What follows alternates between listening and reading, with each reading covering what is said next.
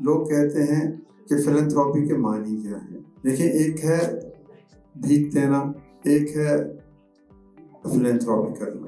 بھیک دینے سے آپ ایک شخص کو بھیک کا عادی بنا دیتے ہیں، کسی اچھے کام کے لیے تیار نہیں کرتے. سمپتھی اور ایمپتھی، بھیک سمپتھی ہے اور فلنتھراپی ایمپتھی ہے. بھیک سمپتھی کیا ہے؟ آپ باہر جا کے دیکھیں، سڑک پر ایک شخص ٹھٹھرتی ہوئی اس شام میں ہاتھ پھیلائے کھڑا ہے اور کچھ مانگ رہا ہے. آپ نے اپنی جیب سے 100 روپے نکال کے اس کو دے دیے اور بڑے مطمئن ہو کے جا کے گھر سو گئے کہ میں نے آج ایک شخص کی مدد کی ہے. لیکن ہو سکتا ہے کہ وہ شخص اگلے دن پھر وہیں کھڑا ہو، اس سے اگلے دن پھر وہیں کھڑا، اور وہ منتظر ہو آپ جیسے کسی مہربان کا کو آئے گا تو اس کو کھانا ملے. لیکن اس کے مقابلے میں ایمپتھی ایک بڑا جذبہ ہے. ایمپتھی یہ ہے کہ آپ ایک لمحے کے لیے وہاں ٹھہر جائیں، آپ ایک لمحے کے لیے اس شخص کے سامنے ٹھہر جائیں اور سوچیں، خدا نہ خواستہ اگر میں اس جگہ کے اس شخص کی جگہ ہوتا تو مجھ پر کیا گزرتی، میرے ہاتھ پھیلانے سے میری عزت نفس پہ کتنا بوجھ پڑتا.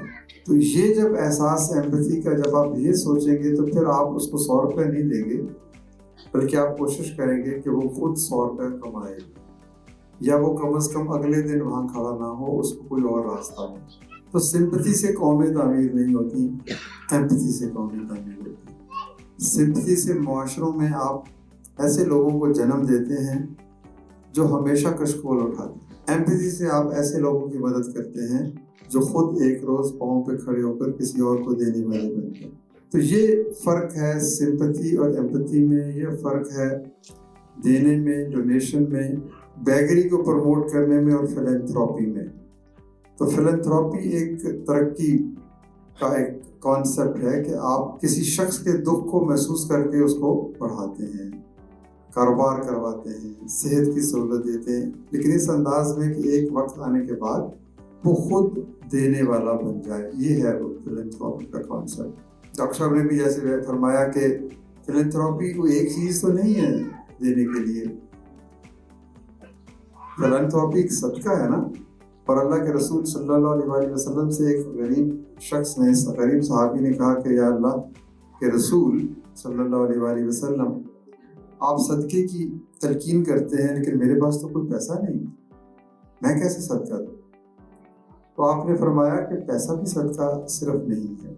کسی کو مسکراہٹ دے دو، کسی گرتے ہوئے کا ہاتھ تھام لو، کسی کو السلام علیکم کہہ دو، کسی بیمار کا جا کے حال پوچھ لو، کسی بھوکے کو کھانا کھلا دو، کسی پیاسے کو پانی ملا دو، کسی گمگشتہ راہ مسافر کو اس کی منزل کا راستہ بتا دو، کسی کی تنہائی کا احساس دور کر دو، کسی کو اچھا مشورہ دے دو، کسی کو مسکرا کے دیکھو.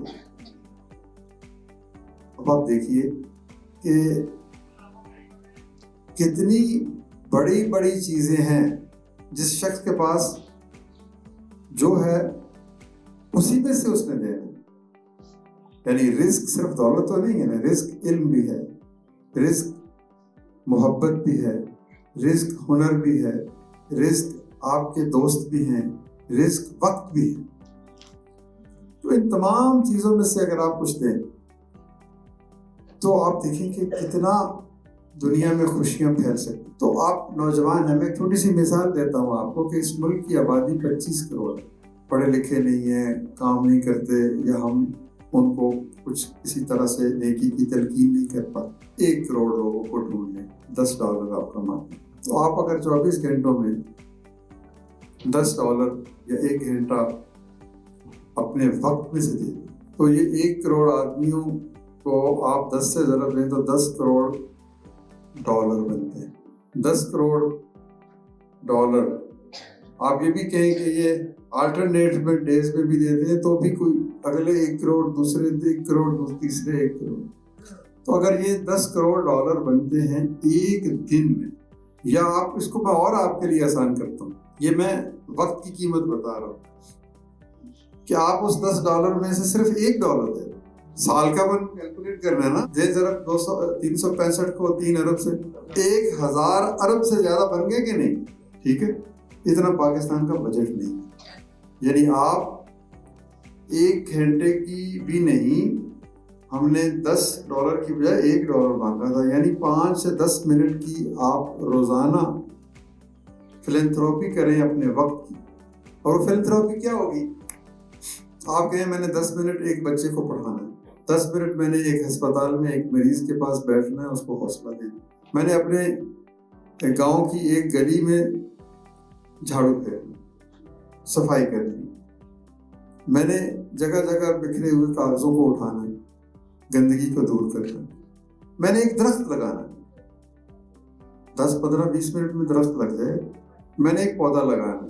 تو یہ وقت کی قیمت آپ نے دیکھی ہے کہ ایک 10 منٹ کی یا 5 منٹ کی قیمت صرف 1 کروڑ روپے، 1 کروڑ افراد اس کا احساس کر لیں. یہ بات میں نے ڈاکٹر صاحب کی بات سے ہی سیکھی ہے کہ فلینتھراپی صرف ٹریجر نہیں ہے، یعنی دولت کا دینا نہیں ہے، یہ صرف ٹیلنٹ ہی نہیں ہے، یہ ٹائم ہے. تو آپ دیکھیں کہ اگر ہم سب کہیں کہ جی 10 منٹ کے حساب سے ہم نے صفائی کرنی ہے، تو اس ملک میں گندگی کا ایک دن کا آپ کو نظر نہیں آئے. صفائی نصف ایمان ہے نا. ہم دراصل ہوتا پتہ کیا ہے، ہم بڑے بڑے خواب دیکھتے ہیں لیکن ہم بھول جاتے ہیں کہ پہاڑ کا سفر پہلے قدم سے شروع، سمندر پہلے قطرے سے بنتا ہے، ایک باغ جو ہے وہ ایک بیج سے جنم لیتا ہے. تو آپ اپنی طاقت کا احساس کریں. یہ مت سوچیں جہاں جب آپ کے پاس وسائل کا انبار ہو جائے تو پھر یہ بھی ایک قرآن کی آیت ہے کہ اللہ تعالیٰ فرماتے ہیں کہ اے رسول، یہ لوگ تم سے پوچھتے ہیں ہم اللہ کی راہ میں کیا دیں، تو ان کو بتا دو کہ جو ضرورت سے زائد ہے. اب یہ تو نہیں کہا کہ ضرورت سے زائد رقم، جو شے ضرورت سے زائد ہے. آپ کے پاس ضرورت سے زائد وقت ہے تو پاکستان میں اب یہ افسوس کی بات ہے کہ ایوریج ٹائم فیس بک پہ اور سوشل میڈیا پہ ہمارا 6 گھنٹے ہے. یعنی 6 گھنٹے ہم دوسروں کی باتیں دیکھتے ہیں، سنتے ہیں اور غلط اثر لیتے ہیں. وہ جو کہتا ہے ہم آگے بھیج دیتے ہیں، نیچے لکھ دیتے ہیں ایز ریسیوڈ، یعنی اپنے اوپر ذمہ داری بھی نہیں لیتے. تو 6 گھنٹے اگر ہمارا سوشل میڈیا ٹائم ہے تو اس میں سے 10 منٹ، یعنی یہ 6 گھنٹے ضرورت سے زائد ہے. تو اللہ کے رسول سے اللہ تعالیٰ نے صلی اللہ علیہ وآلہ وسلم یہ فرمایا کہ یہ لوگ پوچھتے ہیں دیں کہ آپ کے پاس اتنا کچھ ہے دینے. تو یہ ہے وقت کی اہمیت. آپ کے پاس وقت ہے، آپ وعدہ کریں سارے کہ آپ ایک ایسے بچے کو تعلیم دیں گے یا اس کو کیریئر پلاننگ کر کے دیں گے یا اس کی سوچ اور فکر کو بلند کریں گے جو آپ کے گاؤں میں پیچھے رہ گیا، جو آپ کا غریب رشتہ دار ہے.